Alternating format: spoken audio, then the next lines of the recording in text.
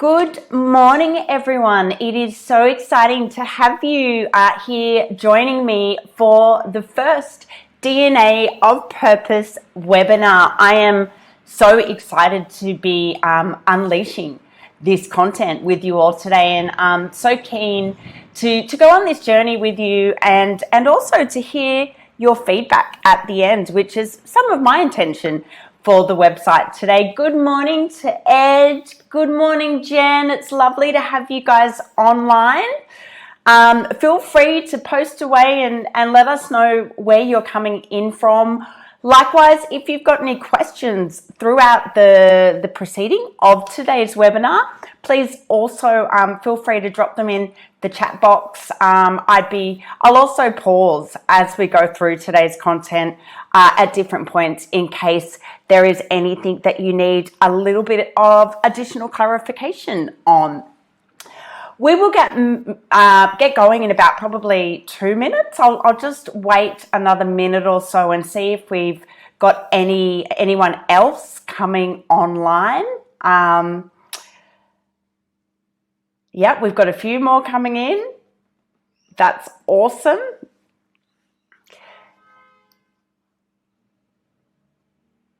So I want to say, I guess, while we're here and waiting, I want to take a moment to officially welcome you all to the webinar. Today, the DNA of Purpose is very much a process and a practice. And so I'm really excited to be giving you those tools. So thank you for joining me.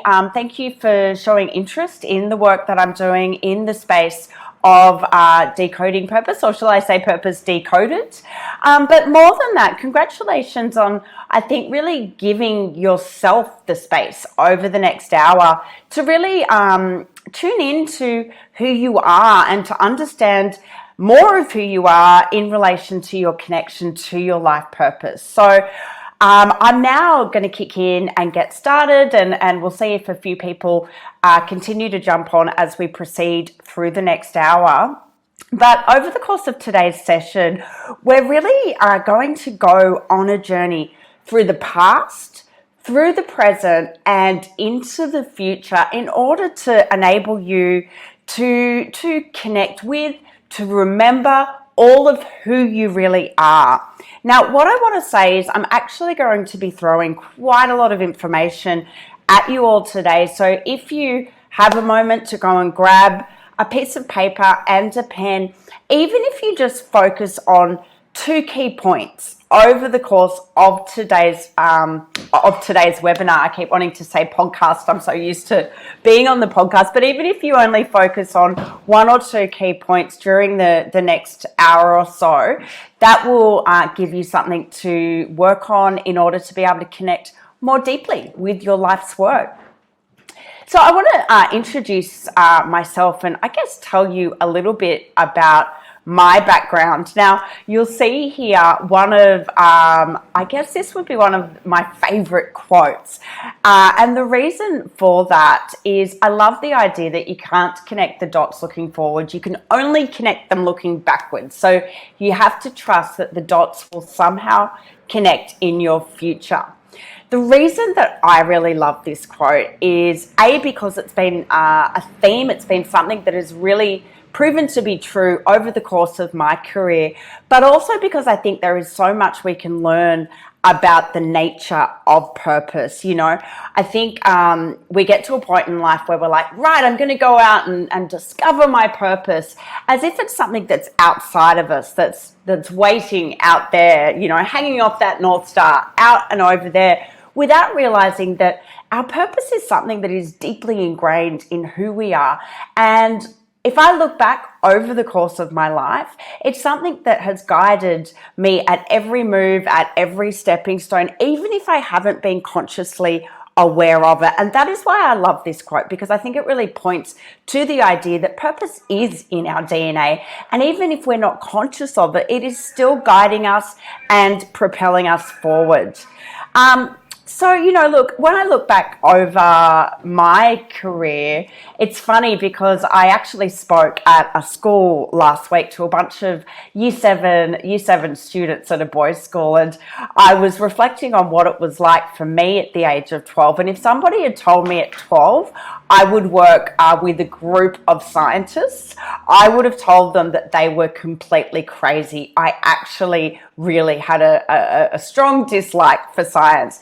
So it's interesting that today I'm actually the CEO of a group, an awesome group of humans, shout out to Future Crunch, who are what we call intelligent optimists. So we're a team of scientists, political economists, artists, musical philosophers, you name it, who are out there sharing the amazing news from the world of technology and science. And our intention is really to ignite a movement of intelligent optimists. So as you can imagine, I'm working with some of the most incredible brains, but in particular, incredible brains who have formed a narrative based on scientific thinking. Over the years, I have really begun to develop a deep appreciation for scientific thinking, and it's really informed my view of the world. However, alongside that side of my personality, I am also a deeply soulful person, and I have studied Eastern philosophy since I was about 18 or 19. In fact, in my early years before stepping into the world of professional speaking or any of my corporate business, I actually trained as an energy healer. And, I'm really passionate about the healing arts, and I share that with you because I think that in introducing to you all the concept of the DNA of purpose, my DNA of purpose really has come about as this, magical integration of both science and the soul.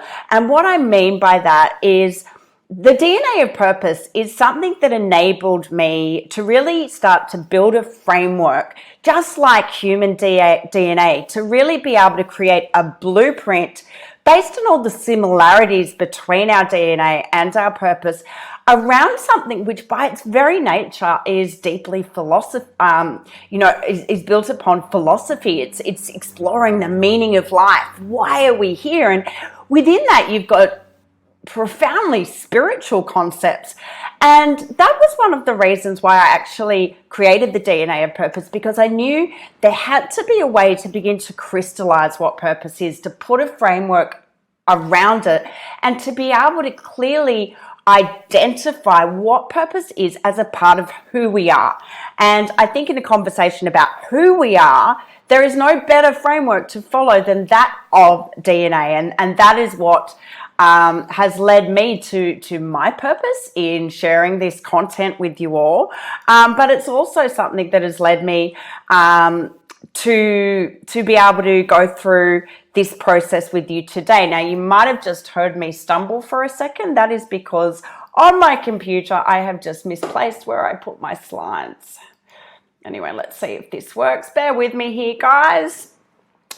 So here we are. As we've just discussed, science is more than a body of knowledge. It is a way of thinking. And I just shared with you all how my thinking was deeply informed as a result of my work with Future Crunch, and overlaying that across the personal development side of diving into purpose. But when I look back across my life, there were actually a few key turning points that led me to the discovery of my purpose. And I just want to share these with you because I think that it's really important to understand that purpose, as I said before, it's something that is deeply ingrained in who we are, but there definitely are turning points, moments in time that can really catalyze and crystallize our purpose. And again, I will unlock that as a process today. But for me, I think the two turning points were initially in my early 20s. I actually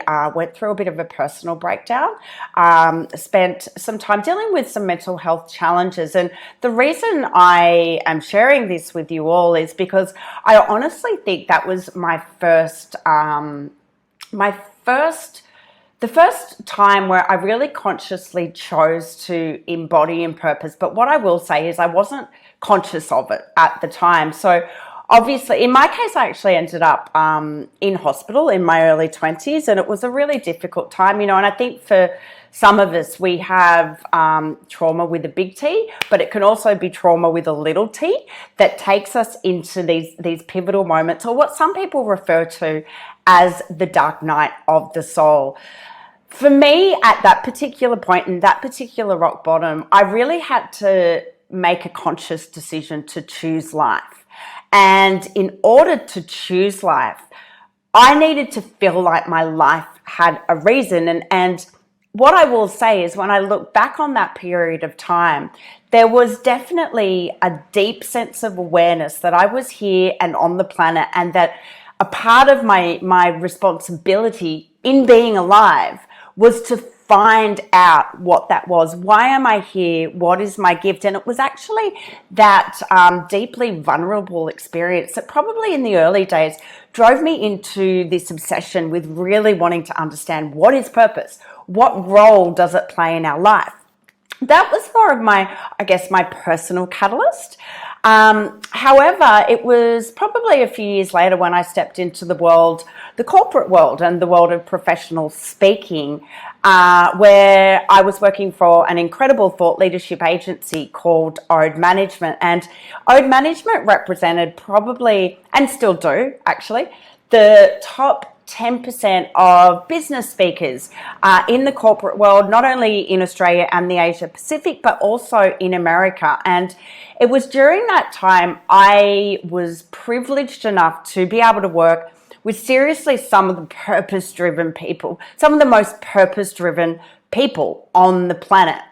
You're talking about people who are brave enough not only to come up with a big idea, but to really clearly articulate their point of view, and then to go and stand on stages and translate that message to, thousands and thousands and thousands of people. And today, those same thought leaders are not just translating their message on stage, they are also translating their message online and in life. And that takes an incredible amount of courage to show up and to be seen. But it also means that you need to have a clarity of purpose, a connection to purpose that enables you to have a foundation from which to take that leap into influence. And so in that time, I became fascinated with really understanding the nature of these purpose-driven humans. But it wasn't until a few years later, it was about 8 years later, that I actually founded a management company called the Supernova Tribe. And the Supernova Tribe was all about managing speakers changing the world. So again, I was beginning to dip my toe into purpose, but purpose in the more traditional sense, in that I was working with charity leaders, with founders of social enterprise, and with speakers who had a very clear intention to change the world. And what I found during that time, and this is going about 5 or 6 years ago, but I felt there was a disconnect really between what I knew purpose to be and the way it was being translated in the corporate world at that time. And I was really trying to build that bridge. What I discovered is that actually a lot of people were quite confused about what purpose was. They felt like it was this kind of big, lofty, soft concept without really having a clear picture of what it was as a visceral human experience, as an energy in motion, as something that really enables our intrinsic motivation to emerge. And so with that in mind, that business lasted for about 2 years, and I was incredibly lucky that it was in that time that I started working with Angus and Tane from Future Crunch, which is obviously the work that I'm doing today. So, as Steve Jobs said, you can't connect the dots looking back. You can only connect them. You can't connect the dots looking forward. You can only connect them looking back. However, it was because of those experiences that I was like, right, I need to decode this purpose thing, because it's clear to me that there are a lot of people who are quite confused about what it is. And so it was at that time that I started the Decoding Purpose podcast with one intention, and that was to have as many conversations as I could possibly have about the nature of human purpose. And what I found within all of these stories is that while every single story is completely unique, that within each of these stories, there were some very clear patterns and rhythms that really pointed to the journey the human being takes in stepping into a deeper connection with oneself, with who they are and how they express their purpose. And so the content I'm about to dive into today, as much as this is my idea and a concept that I have come up with, it is also a concept that I have tested time and time and time again in every single interview I have had in Decoding Purpose. The podcast is now today the DNA of purpose, because we got purpose decoded now. But in all of those hundreds of conversations I've had with my guests, but also my clients, this is the framework that I have seen play out in every single conversation. And for that reason, I am really excited to be diving into this with you all today. Now, I need to find this slide here. Okay, so before we dive in to the nature of purpose with regards to the actual framework, which I'll be taking you through today, what I want to talk about is some of my ideas that I think in some ways challenge some of the traditional ideas. Now, the first thing I want to say is that I think purpose and the expression and the experience of purpose at a visceral level is something that's deeply personal. So I'm not one to stand here and go with certainty, here are the myths of purpose and let's bust them all. Like, if it was that clear, people wouldn't have been confused about purpose in the first place. But I am going to challenge some of the traditional ideas and I guess present to you my paradigm flip. And as I've just said, the first thing I want to say is that purpose is something that's deeply unique, just like our DNA. And why that is important to know is that I think that sometimes there is a little bit of a myth that we can give somebody purpose. So if even in an organizational context, we come in with this kind of retrofit idea of, oh, I'm going to partner, our organization is going to partner with this charity. Now, I am all for doing good in the world. Like, it's so much of what my modus operandi is built upon. So I absolutely think that businesses should do that and have a return on impact. But I do think that there is a very clear difference between purpose as something attached to a business in order to create social impact, and purpose as a visceral human experience, one that is attached and deeply connected to who we are in the world, how we show up, and how we feel. So with that in mind, I don't think you can give purpose to a person. It is something that they need to unlock and discover within themselves, in the same way that you can't pick a person's charity. You know, the image that comes to mind is walking through, say, the middle of Martin Place and people coming up and trying to get you to donate to all of these charities. There is a reason why you're aligned to a certain cause, or why you feel deeply connected to something with regards to how you give back, and why you're not connected to all of these things. And that is because you can't give somebody purpose. You need to awaken the person themselves to want to go on that journey. And I think with that in mind, one of my takes on purpose is that it is an energy in motion. And what I mean by that is it's like emotion. It's something that we experience. It's something that moves through us. And that experience, that energy, that feeling is also something that we can only connect to in the present moment. We can only feel that energy now. And so I think it's important to sort of begin to shift away from purposes only being a statement of why. Because if it was that simple, then we would all be able to clearly articulate our statement of why and go, bang, cool, purpose, done. It's not that simple. We are actually looking for more from purpose. And it's something that goes beyond the cognitive mind. It's something that sits in our body, in our emotion, in our energy. It's a part of who we are. And so we need to connect more deeply with it from a more holistic point of view. The next point I want to make is that because of that, purpose is deeply transformational. I am of the belief that purpose is a healing paradigm. So it's something that actually asks us to also really look deeply within ourselves and to really begin to get clear on what is blocking me from fully embodying and fully expressing who I am in the world. Fully allowing that energy, that life force to flow through me so that I can experience and connect to the energy of purpose. And if we are able to do that and begin to read our energy in that way, we are then also empowered with the know-how, with the tool to move forward in transforming our lives, in healing and letting go of what we need to leave behind in order to step into a higher potential. So with that in mind, the activation of purpose in our lives is something that actually is innately a healing paradigm. It has the power to enable us to evolve and to grow. And in that sense, it's magical. Purpose is multidimensional. So what I mean by that is that I believe that we can have a variety of different expressions of purpose in our life. I do not believe that we are here in the world to only have one clear purpose and this is what it is.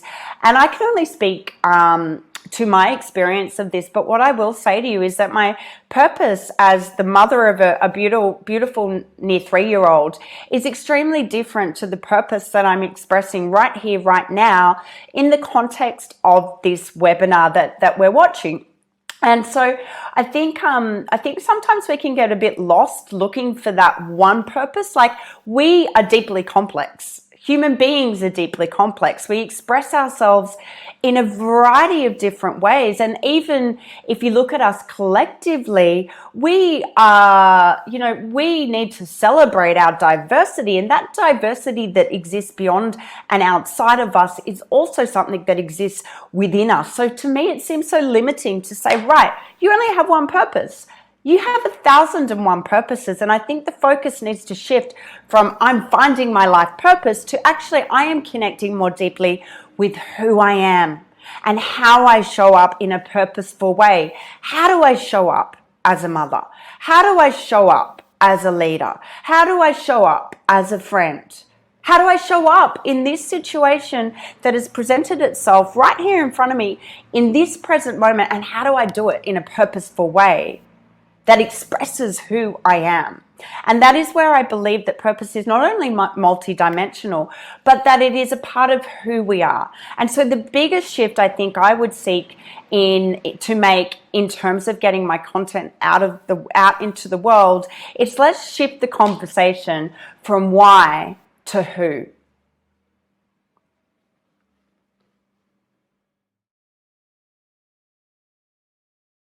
Like religious worldviews that kind of frame purpose up as something that is given to you by something or someone else. And I've heard it described as, if a chair has a purpose, if a spoon has a purpose, then you have a purpose. And I think it's easy for people to go, oh, cool. Well, that's a relief, because that means I don't have to work it out for myself. It also means that maybe it's more simple because it's just one thing. And so over a long period of time, the last 2,000 years has seen the dominance of monotheistic worldviews. But I think we're also understanding, and as Eastern literature and as Eastern mythology and as Eastern influence really comes more and more deep into the West and influences the way that we show up just as everyday people, but let alone business, we're starting to recognize that purpose is also a fluid thing. I didn't give Phil a very good intro there. As I said, my other slide's gone missing on somewhere on all the screens I've got going on in here. So instead, you're just getting me without my notes today. Phil Nosworthy is an incredible thought leader. He is the founder of Switch L&D, and he's an expert at meaning making. So has had some incredible experience working with a whole range of global brands all over the world, doing some incredible work with regards to how people connect more deeply with meaning and fulfillment. And as you'll see there, he really echoed some of my thoughts with regards to how purpose is like an energy. Good morning, JC. Hi, how are you?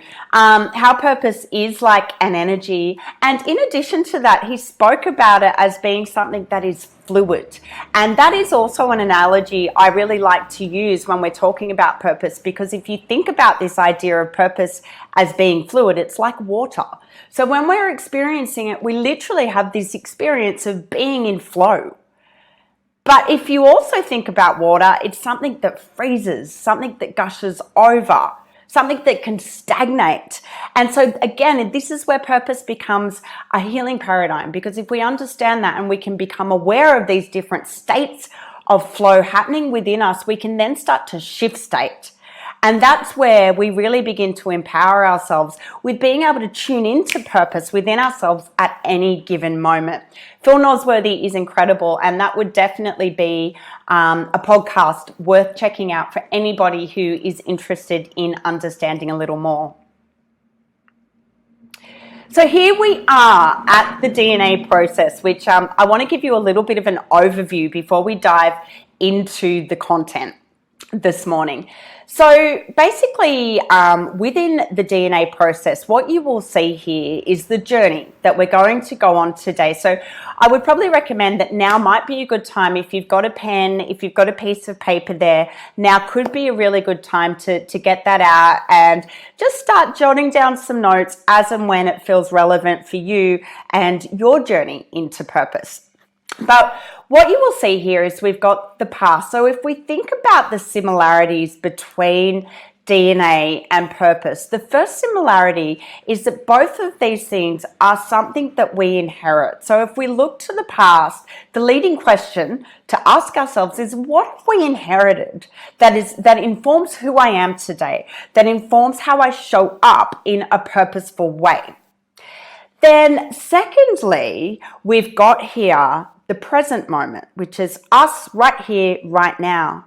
And so that is informed by, again, our past, what we inherit, but then it is also informed by how we evolve.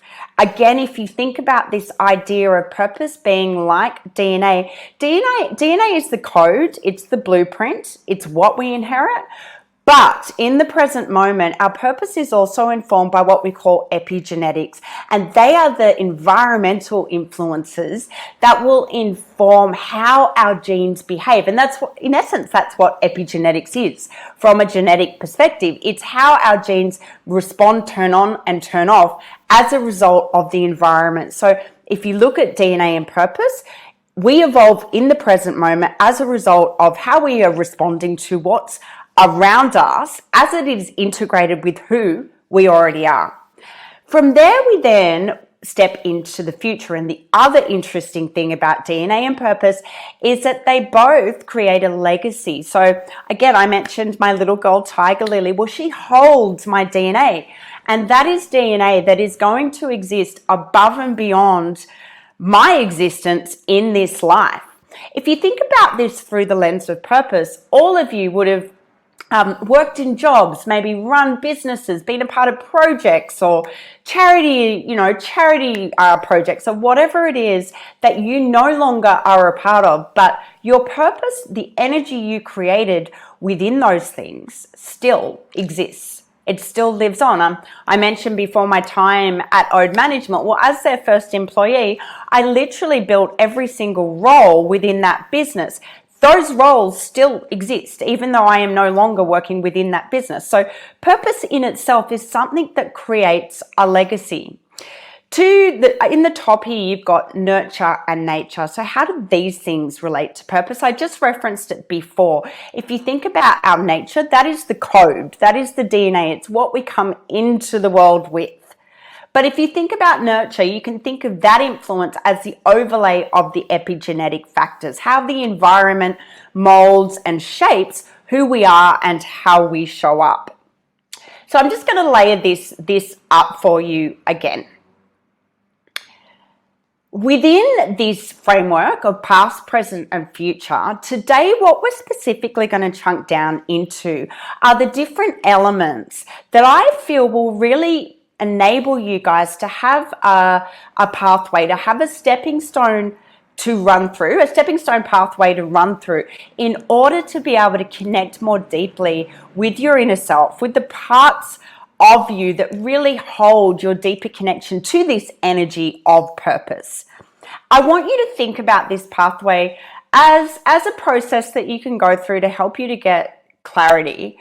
But also, I would really even more love you to think about this as a practice, that purpose is something that I remember I interviewed an incredible thought leader by the name of Pauline Newen, and she said to me, like, purpose is not a race. It's not like, boom, I've got to find my life purpose. It's a gentle unfolding. Like all of life, it's something that emerges from us, within us, and it keeps evolving with us and changes us. And in that sense, it's like a beautiful artwork. So what I'm about to present to you today, like, sure, you can go through this process in a sequential way, but actually this is a way of being in the world.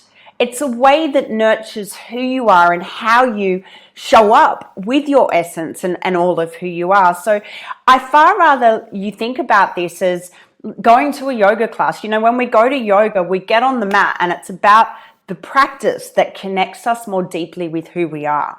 And so I would far rather you see this process as a practice. And again, I'm just going to reiterate that even if you only take 1 or 2 points from a lot of content today and you're like, right, this is where I'm going to focus right now, that is enough to be able to really enable you to become more conscious about how you show up with your DNA of purpose.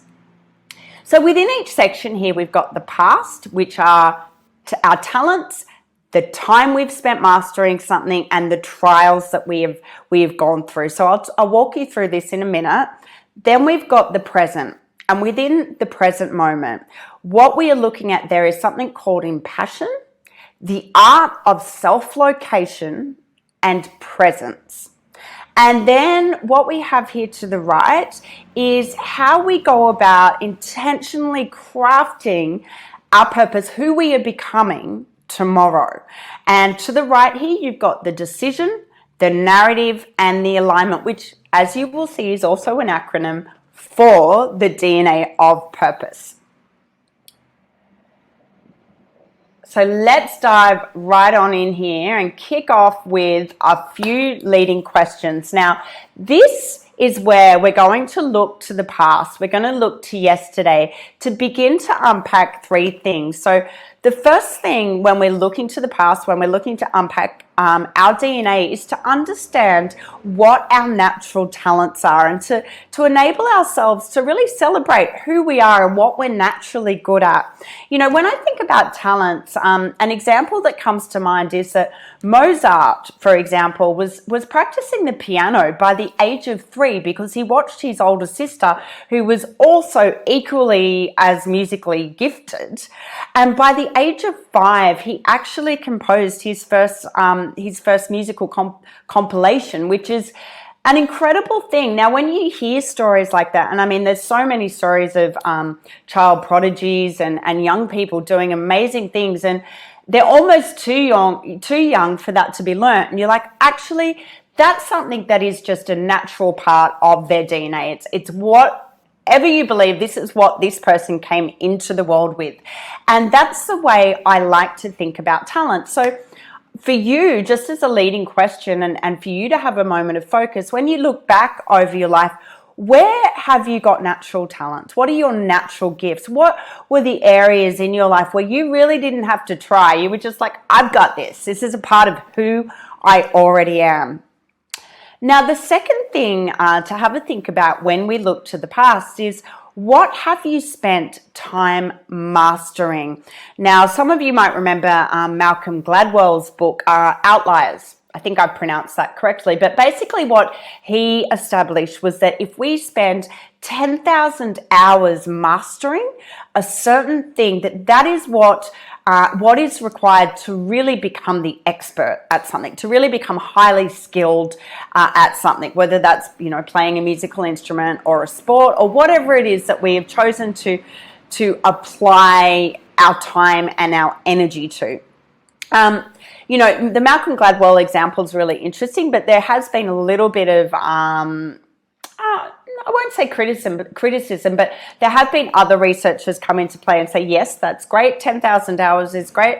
But it also, we also need to factor in those epigenetic influences that, for example, 10,000 hours playing the guitar with your mates whilst drinking beer is probably less effective than 10,000 hours of really focused study on something, just to give you an example of the epigenetic influences. So there are definitely things to factor in with regards to the quality of that time and the environment and the people that you have around you and the place that you practice in. All of those epigenetic factors will also influence the time you spend mastering something.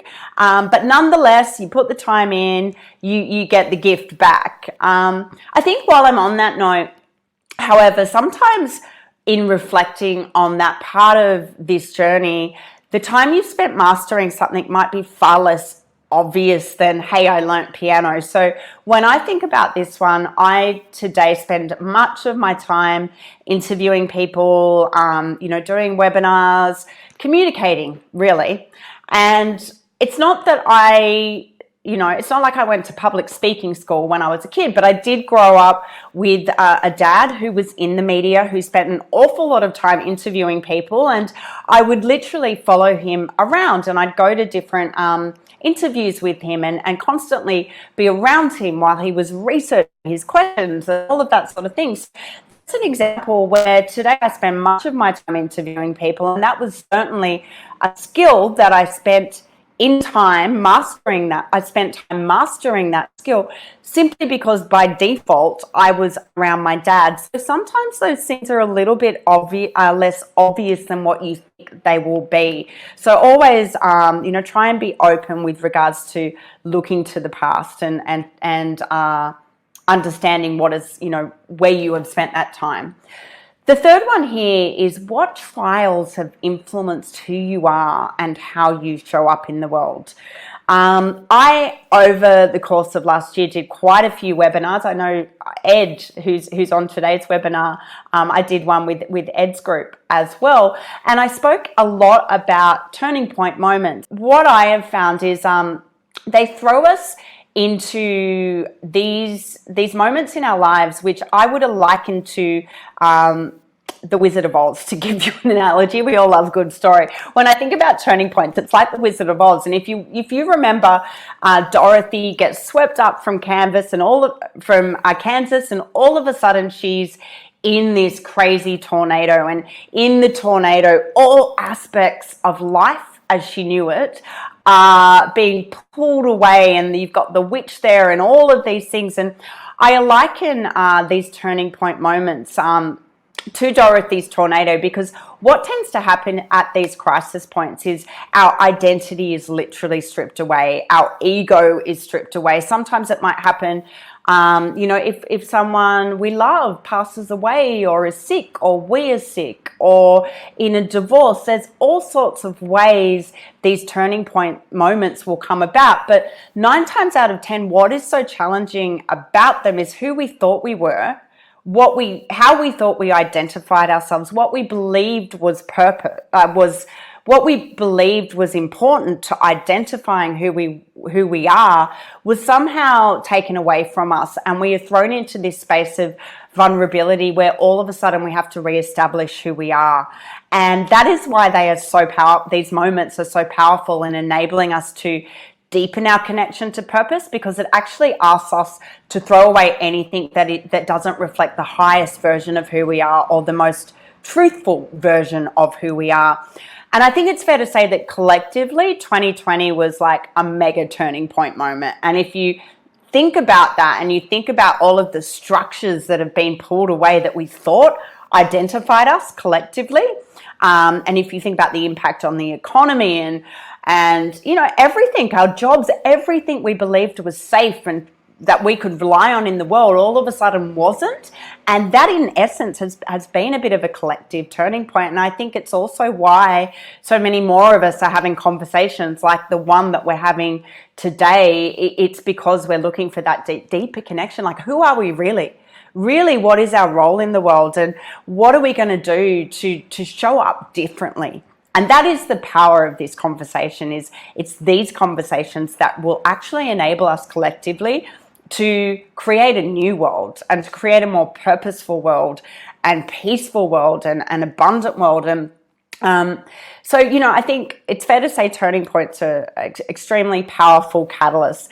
That said, I've had people say to me, oh, does it always have to be a crisis? And no, it doesn't have to be a crisis. Sometimes we can just make a very conscious decision to change our lives.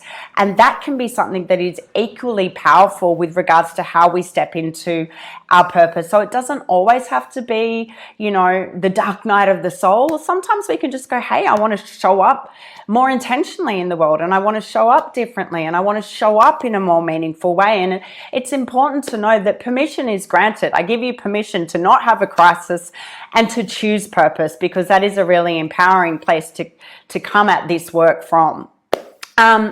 Sometimes as well, it might be that those trials are where you've held somebody else's hand, or where you've gone through something or walked a journey with somebody else and been deeply impacted or influenced by their challenge or their trial, and that is also something that can act as that catalyst. So let's come up into the present moment. And again, if you've got any questions, I again also encourage you to take your notes down, do whatever you need to do to begin to play with this content in a way that makes sense to you. But here we are today, right here, right now. And so today, the one superpower we have is something that I call ESP, because it is a form of extrasensory perception. So let's start off with the E. I mentioned earlier that I had interviewed an incredible thought leader by the name of Pauline Newen. Her book is called The Way of the Spiritual Entrepreneur. It's one I'd really recommend picking up. But I remember being quite taken back at the end of the conversation when she said to me this. She's like, I don't believe in empathy. Empathy is crap. And I'm like, what? And I think anyone who works in this space of purpose-driven, heart-centered business would probably have the same reaction that I did.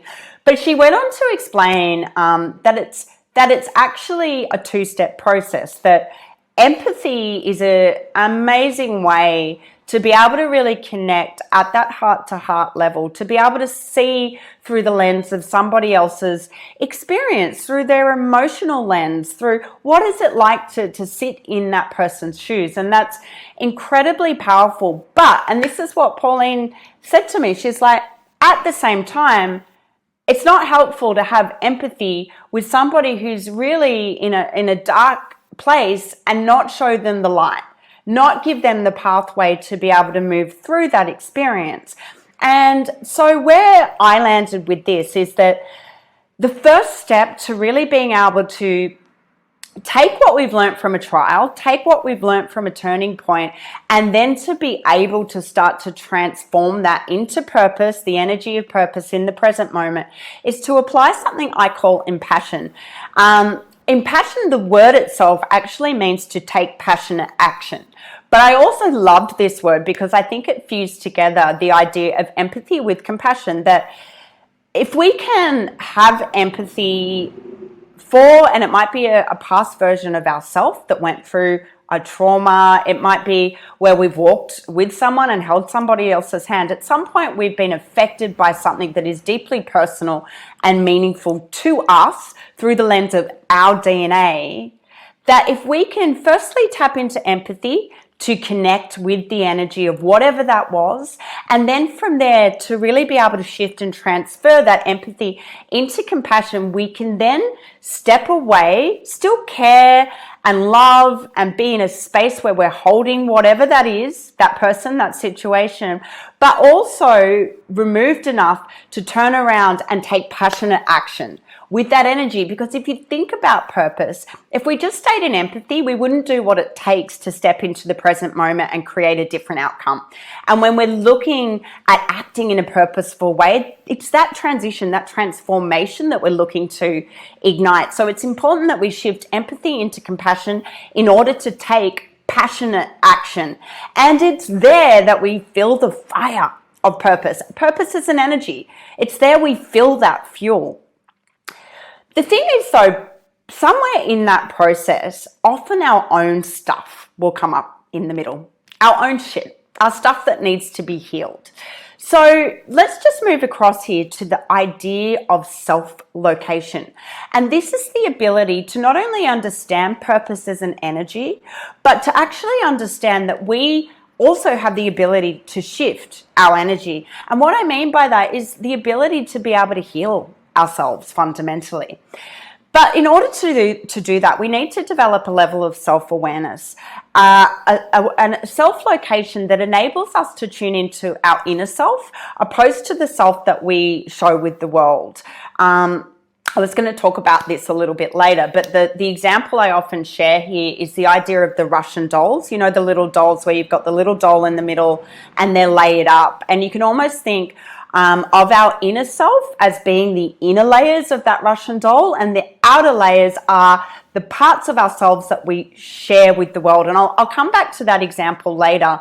But it's important for us to be able to locate these different parts of ourselves so that we can begin to understand what is not flowing. So let's have a look at some of those things that stop us from experiencing this flow and experiencing this energy. And I call them the F-bombs, right? Because they really are F-bombs. And what they are, they relate to fear, they relate to falsity, and they relate to failure. And often these things will be there because of something that's occurred in the past. They might even be attached to the turning points or the trials that we've been through. But we really need to get into a space when we're in self-location mode to be able to ask ourselves, okay, am I feeling blocked because I'm actually letting fear take the driver's seat? Step into the driver's seat here. And don't get me wrong, it's okay to feel scared, but there's a difference between letting fear drive the car opposed to going, all right, fear, I know you're there, get in the back seat. So we need to be consciously aware that sure, we're going to feel fear. It's not about that, but it's about acknowledging where it's actually blocking our purpose. It's blocking us from stepping into our higher potential and really embodying who we are in the world. From there, we have falsity. So I like to think of this as our own personal fake news. And what I mean by that is that the most powerful story we can tell, the most influential story we can tell, is the story that we tell ourselves.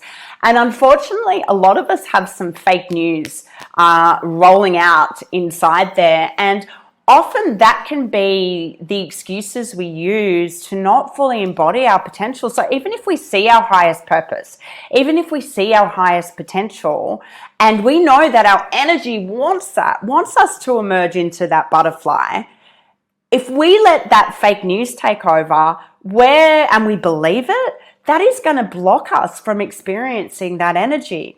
So we need to be very aware and have those tools in self-location to be able to identify what is fake news and is that serving me, and actually, do I need to change that thread? Do I need to change that story in order to be able to embody who I am, to embody my DNA of purpose?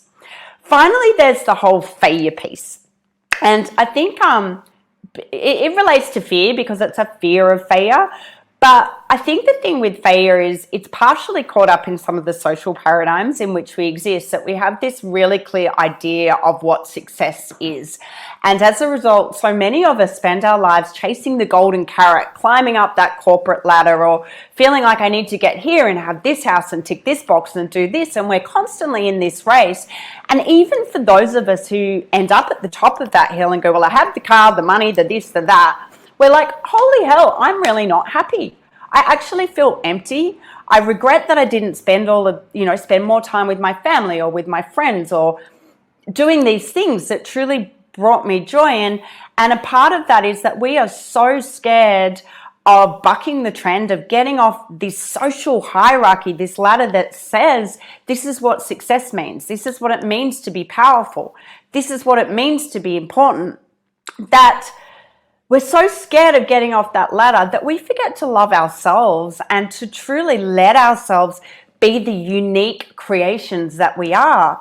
I was only speaking to a friend the other day who used to work for Google for a long time, and he may even be on this session today, and we'll be doing an interview on Friday, but who actually ended up leaving the corporate world to go out and create these amazing healing sober dance parties with these incredible outfits, the complete opposite to the corporate world. And this is an example of what I'm talking about, that we need to give ourselves permission to shine and be all of who we are. But sometimes that actually asks us to get off this ladder of what we think success is, to actually go, well, who am I? What is unique about me? And it's there that we find true fulfillment and the embodiment of our true life purpose. Finally, I want to quickly touch on forgiveness here, because when we're working with these really big themes around fear, falsity, and failure, the most important thing that we can do is to forgive ourselves and to forgive each other. And I'm just going to lean in, I guess, to some of my background in studying the chakras, because I'm not going to go into the meaning of the chakras. That's not what this is about. But the meaning of the heart chakra in Sanskrit, the heart chakra is anahata. And the word itself translates to becoming unhurt. So if we spend our lifetime holding on to that which hurts us, it's like kind of stuffing all of this tar in our hearts. And then we're like, but now I want to feel purpose. The heart is the conductor for meaning, for fulfillment, for joy, for bliss.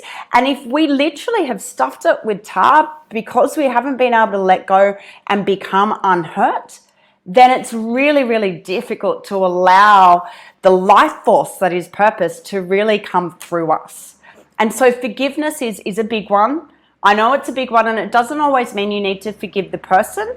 It just means that you need to do the work to be able to become unhurt, so that you are not carrying that which blocks your connection to a deeper fulfillment for your life. Now, all of this takes presence, which is the third pillar, and I'm aware we've got 8 minutes left, so I'm having to speed up my process here. I could talk all day about this, as you can tell. But over here in the section under presence, we have what I've called intuitive intelligence. And that sounds like a really cool, fancy way to say that we all have the innate ability to, in the words of Anna in Frozen 2, do the next right thing. And that is something that we can think away our future, we can worry, we can come up with all of these different scenarios with regards to what happens next. And I'm not saying don't do that, but actually sometimes in life we just need that intuitive intelligence to kick in that knows, like, what is the next right thing right now? What do I do? Do I go right? Do I go left? Do I ring this person? And there's a part of us that actually moves beyond the mental faculty of planning and strategy that just innately knows. And that is what I call intuitive intelligence. And in coming to the last part of this section, the biggest thing we can do, I think, to really embody this intuitive intelligence is either meditation or movement or both. So I get that some of you, and there are 1,001 benefits to meditation, but this isn't a meditation webinar.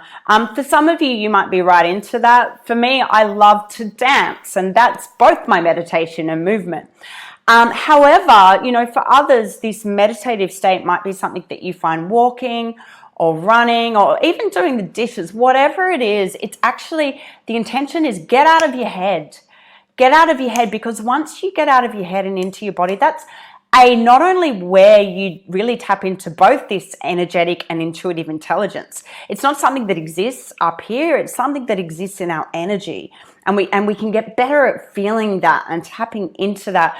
But the best way is to actually do something that's going to land us in our body so that we can start becoming aware of what this energy feels like. I've got an interview coming up at probably release it actually. I might even release it today with an incredible woman called Coelle Simpson. And Coelle is actually a horse whisperer. And what she does is amazing, because she actually takes CEOs and leaders into a round yard, which is like a horse yard with a horse. And takes them through this process where she teaches them that the horse will respond to how they feel. So if the leader goes into the yard full of fear and anxiety, 9 times out of 10, that horse won't respond. The horse won't approach them. In fact, the horse is going to completely mirror, regardless of what they say. They could be saying, calm down, horse, come here. Regardless of what they say, that horse is going to mirror their energy state, their emotional state. So the horse isn't reading what she says or he says. It's going, what frequency, what energy is this human putting off? And if that horse senses fear or anxiety, it responds in that way. Humans are no different. We do this to each other. So as much as we'd like to think it's all about words, it's actually so much of our communication is beyond words. And so when I'm talking about energy intelligence or intuitive intelligence, this is what I'm talking about. It's this instinctual response to energy.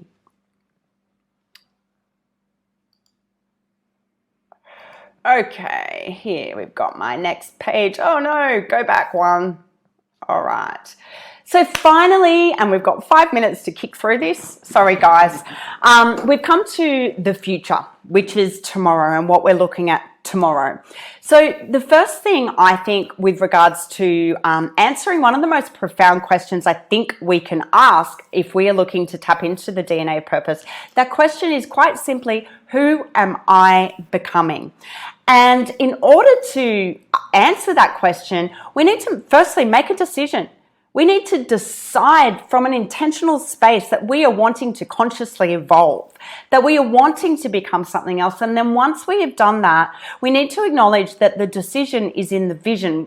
Quite simply, we can't be what we can't see. So the first step, I believe, in creating a new future is to actually have a vision of what that new future looks like. So if you were going to have, I don't know, a cup of coffee with you in 2 years, what are you wearing? Who are you talking to? What are you doing?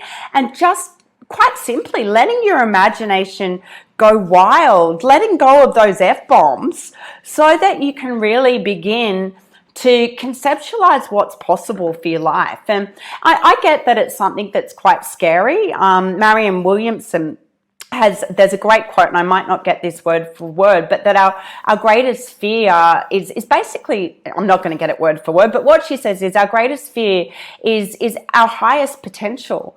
We often are more scared of our light than we are our shadows. And I think it sits in this, that it is scary to let ourselves see our full potential, but that is where we can also see the work that we can do, looking at the DNA of purpose as a practice in order to heal what is stopping us from stepping into that future. Again, it's also about the decision in every moment. And rather than going, oh, okay, it's all about this one life purpose, it's about being purposeful. So in any given moment, how can I help? How can I heal? How can I build hope? You know, so as much as this idea of deciding is about this grand vision of our future, it is also equally about the decisions that we make in any given moment to show up with purpose. Secondly, what we have here is narrative. Now, I made a big point of saying, let's shift the paradigm from why to who, and I'm going to stand wholeheartedly behind that. However, there is a reason why across the course of history in Eastern traditions, different cultures, religions, we use mantras and we use words. And that is because those words are a gateway to energy. They enable us to feel something, to feel the energy of purpose. So it's really important that we're clear on the story that we tell ourselves about the world and about how we're showing up, but it's equally important that we're clear on the story that we share with the world around us, particularly from the perspective of people who are out there really with a clear purpose, who are really wanting to amplify that purpose. You need to get really clear on what those words are, because those words are the portal to the energetic experience of fulfillment, of a deeper connection. So that is where narrative is really important. And also, I mean, human brains are literally, from an evolutionary perspective, we are hardwired for storytelling. So that's the other area where these words are really important, is that it's through these words and these symbols that human beings have actually evolved. Our brains are primed for this. Finally, we have the last part of the DNA component, which is the alignment. So I spoke earlier on today about the Russian dolls. And so I like to think of alignment as being all of the layers of oneself, the inner self and the outer self, our past self, present self, and future self coming into an energetic alignment where everything makes sense.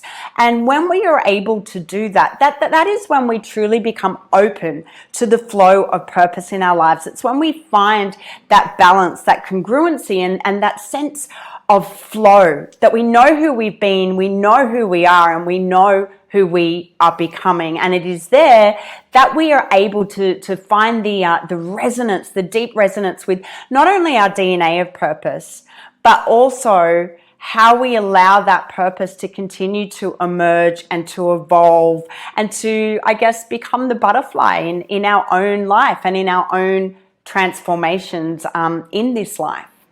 So that is the DNA of purpose. As I promised, there's a whole lot of information there. I want to say to you all that my intention for doing today's webinar is because I am launching an online course, which is a much more comprehensive step-by-step through each of these areas of content. It also has a lot of different worksheets and exercises. It's been an incredible journey. We started this course in July, and it's been something where I've had to really step back and go into the process myself. And what I want to say to you is this work is so deep and so profound, and I genuinely feel like I've captured purpose in a way that feels really true to me, because it is so much more than just a statement of why. Like, this is our life's work. It is who we are. It is how we evolve. It is where we find, in every sense of the word, fulfillment that we experience, not just cognitively, but in our hearts, in our minds, in our bodies, and our spirits. And that is why I do what I do. So thank you so much for joining me on the webinar today. If you'd like to reach out, here are all my contact details. I really would love to hear your feedback. So if you do have a moment to send me an email, please do share your thoughts with me. This for me is a learning process as much as anything else. Learning webinars too. I completely lost my notes in this process, so you certainly got all of me because I couldn't find them. And yeah, I've loved every second. Thank you so much for joining me. It's been a pleasure.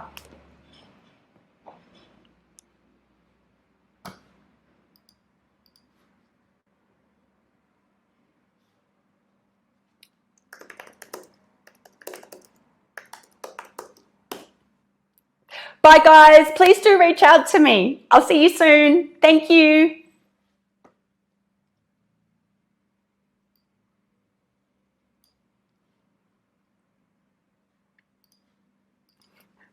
Oh, I don't want to go. I keep talking to you all.